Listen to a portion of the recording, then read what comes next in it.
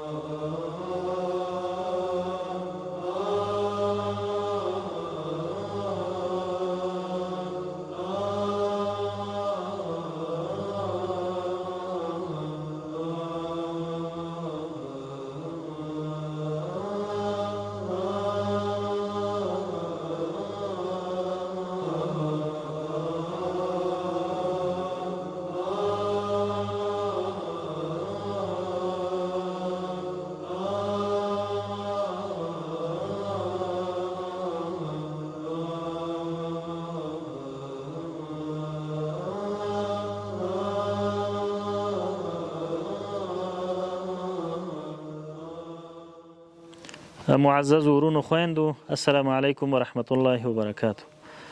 موږ نن د کابل ښار یوې اطرافي سیمې ته راغلي یو چې په یو کور کې 12 تنه یتیمان او 2 کونډې ژوند کوي. دوی دپاره مو 2 بستې خوراکي توکي راوړل. نو د خپله طبعا د یتیمانو خو حالت خراب وي، ژوند د ډېرو ستونزو سره مخامخ وي. ژمی ده، خاص مست نشته، هماغه له مخې هغه کوو خوشحالي اخلو، نغري کې وربلوو، بیا صندلی کې اچوو، هغه هم کله سری کله یخه، نو ما حیوانان ټول پرې راټول کړو. څه وکړو نو له مجبوره. دا 2 کاله کېږي چې سړی مې شهید شوی دی، 2 بچیان مې دي. دا نن بیخي د نن وړه مې اوس سبا ته زه حیران یم چې خدای زه به سبا ته څه وکړم. ایبنون مې د خلکو جمپرونه ووینم، وایي مور موږ جمپر نشته که هر شی ویني. نن مې دا ټوله سودا راخلاصه وه. چای نه لرم، یوه چرګه ده، هماغه هګۍ اچوي خلاص.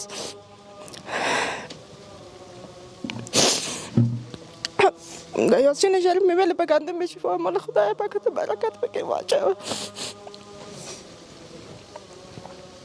تېرېږي نه د یو د بل په مواد باندې خیر دی چې موږ سره کومک او هغه خو ژوند د تېرېږي. نو دغه مې مشره لور ده، د دې څخه دې پسې هغه د هغه پسې مې بل مشر زوی ده، اوس مسجد کې ده چې تاسو لیدلی به هم ده. اوس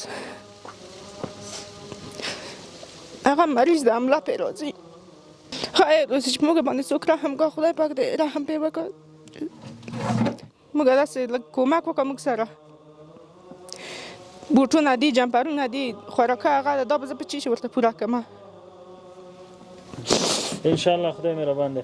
قدرمن ورونو خویندو، تاسو د خور اواز واورېدو، غږ مو واورېدو چې د خپلو اوښکو په سیلابونو کې تاسو ته وړاندې کړ. اوښکې قطار کړې، د ده زړه کې ډېرې خبرې دي، خو ټولې خبرې نشي کولی. دوی باندې به ډېرې ستونزې تېرېږي، ډېر مشکلات به ورباندې تېرېږي. دا ګلالي ماشومان دا اوس چې لاسونه په لاسونو کې نیسم، زما لاسونه ورسره یخ نیسي. دوی نه چندان بوټان په پښو کې لري او نه جمپرونه شته. نو د یتیم په سر باندې د شفقت لاس تیر کوي، د یتیم ژمی ګرم کوي، یتیم دپاره د لرګیو د خوړو او د جمپرونو انتظامات وکوي.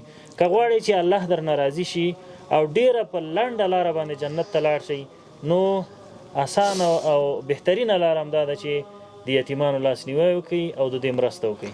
والسلام علیکم ورحمت الله وبرکاته.